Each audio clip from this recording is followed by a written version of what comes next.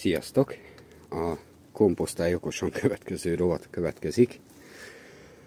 Nem tudom, ti hogy vagytok vele, nekem eleinte nagyon sok problémát okozott fejben, főleg, hogy hogyan is lehetne ezt a kitermelt komposztot tényleg úgy felhasználni, hogy minél kevesebb, még nem lebomlott anyag kerüljön bele az ágyásokba, illetve hogy akár palántát is lehessen bele ugye ültetni.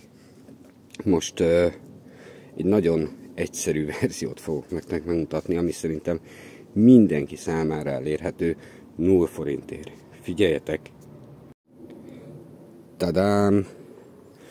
Fogtok egy 30-as teljes ládát, és egy, nem is tudom, 5-ös ilyen kisebb szemcsés műanyagrekeszt. Áthelyezzük ide. Ezt keresztbe ide rátesszük. Így. Fogjuk a kis csodalapátot. Illetve természetesen majd egy nagyobbat túrunk egyet. És rátesszük.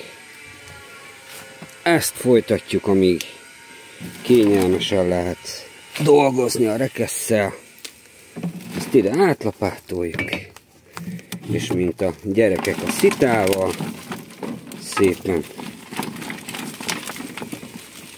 már is nézzétek csak mennyit megfogott. Ez jöhet ide a még bomlandók közé. Ami itt van, keletkezett anyag, ez vígan felhasználható, nagyon jó illatú anyag. Szóval lopni ér, használjátok ügyesen. Sziasztok!